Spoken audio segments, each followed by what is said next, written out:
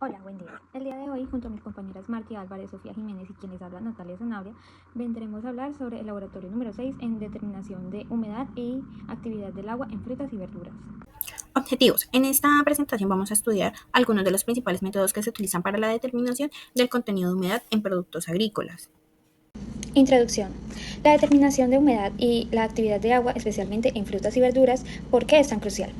El contenido de humedad es un factor fundamental que impacta directamente en la textura del producto, el sabor, su conservación y vida útil, además de una manera crítica en la posibilidad del desarrollo microbiano. La actividad del agua, por su parte, no se refiere al agua total, sino a la cantidad de agua libre que está disponible para que ocurran reacciones químicas o para que crezcan microorganismos. Para medir esta humedad existen distintos métodos, los cuales se pueden agrupar en métodos directos, como lo es el clásico secado en horno, o métodos indirectos, los cuales son más rápidos y estiman su humedad midiendo otras propiedades del material, como son las propiedades dieléctricas. Conocer y aplicar estos métodos es de vital seguridad para así poder asegurar la conservación, el correcto procesamiento y el control de calidad de los productos vegetales. Materiales: utilizaron 300 gramos de espinaca, una manzana, un pepino, una libra de frijol y de maíz seco, 2 cuchillos, un celular para tomar fotos, una tabla para picar, una balanza determinadora de humedad por método infrarrojo, una balanza de precisión, un determinador de humedad de granos de jaca, un medidor digital de humedad de granos, una estufa, un secador y cajas de Petri.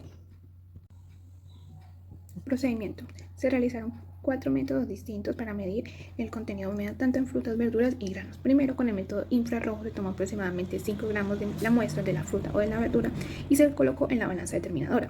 Este equipo se programó con una secuencia de temperatura que va de 200 grados centígrados a 105 grados centígrados hasta que el sistema finalice automáticamente y registre el valor. Luego, con el método estufa, se pesaron las muestras frescas y se secaron durante 24 horas. Las frutas a una temperatura de 65 grados centígrados y los granos a una temperatura de 105 grados centígrados. Después dejaron enfriar en un desecador y se volvió a pesar para calcular la pérdida de humedad. Finalmente, con el determinador de jaca y el medidor digital, que son dos métodos similares, se analizaron las muestras de granos. En ambos equipos se seleccionó el tipo de grano primero, se llenó la cámara de medición y se esperó el resultado del porcentaje de humedad en la pantalla. Cuestionario. Primero, ¿en qué consiste el método de destilación y cuáles son sus ventajas y desventajas en la determinación de contenido de humedad en un producto? Este método, también conocido como el método de Dean-Stark, muestra un proceso en donde primero se toma una muestra del producto y se coloca en un matraz. Posteriormente se le añade un líquido que no es una mezcla, que no se mezcla con el agua, es invisible, como el tolueno, que además tiene un punto de ebullición más alto que el agua. Se calienta esa mezcla, el tolueno hierve a unos 110-111 grados centígrados y al hacerlo arrastra por evaporación el agua de la muestra. Estos vapores, el agua y el tolueno, suben por el condensador donde se enfrían y vuelven a estado líquido. El líquido gotea en un recipiente de medición especial donde, por diferencia de densidades, en donde el agua es más pesada, o sea, se va al fondo, y el tolueno, que es mucho más ligero, queda arriba y retorna al matraz para seguir arrastrando más agua. Finalmente se mide el volumen del agua recolectada y con esto se calcula el contenido de humedad. Además, este método tiene ventajas muy claras, como primero permitir trabajar con productos que contienen aceites esenciales o compuestos volátiles, ya que este método no los evapora ni los destruye como lo haría un horno. También evita la descomposición térmica de la muestra al no usar temperaturas extremadamente altas. Por último, ofrece una alta precisión en la determinación de contenido de agua. Continuamos con las desventajas. Primero, es un procedimiento más lento y laborioso que otros métodos, como el secado simple. También requiere un mayor consumo de energía para poder mantener el calentamiento y la ebullición. Y por último, existe el riesgo de errores si la muestra contiene otras sustancias volátiles, además del agua, que se pueden arrastrar y dar medidas incorrectas. Como segunda pregunta está, ¿qué otros métodos existen en la determinación de contenido de humedad y explicarlos? El primer método es el método de horno de vacío, el cual consiste en que la muestra se seca en un horno bajo presión reducida al vacío, y su ventaja es que al haber vacío, el agua se evapora a temperaturas mucho más bajas, lo cual es perfecto para sustancias sensibles al calor que se dañarían o descompondrían en un horno convencional. Su desventaja es que requiere equipos esenciales como es la bomba de vacío y el tiempo de análisis suele ser bastante largo. Otro método es el método dieléctrico o capacitivo. Este consiste en que es un método indirecto, el cual se basa en las propiedades eléctricas de un material que cambian según cuánta agua contenga. ¿Cómo funciona? El equipo Mide la capacidad eléctrica del producto y un software las convierte automáticamente en el porcentaje de humedad. Su ventaja es que es un método mucho más rápido, suele ser en segundos y no es destructivo, la muestra no se altera. Su desventaja es que es menos preciso en muestras que no son homogéneas, que tienen partes secas y húmedas, y en productos con una humedad muy alta. Determinación de humedad por método de estufa e infrarrojo.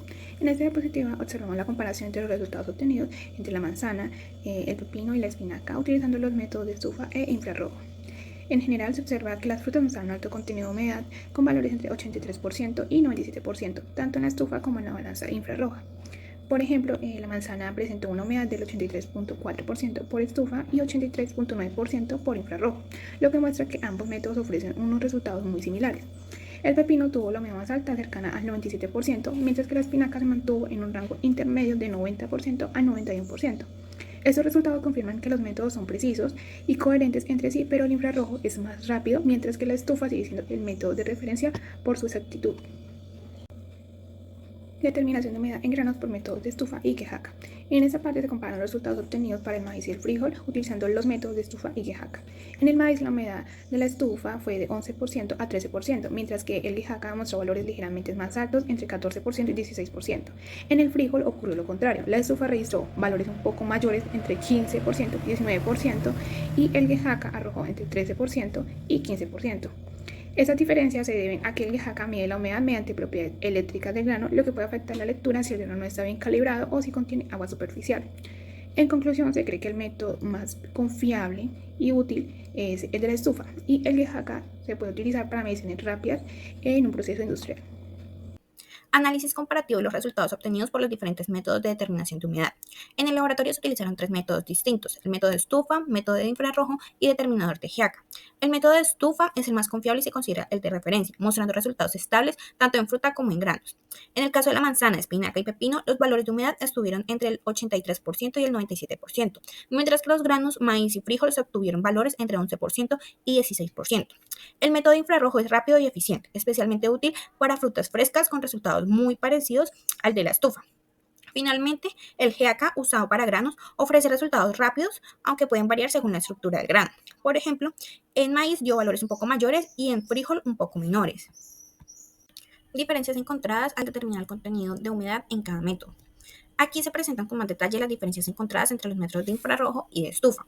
El método de infrarrojo, también conocido como balanza determinadora de humedad, calienta la muestra mediante una lámpara infrarroja que evapora el agua rápidamente.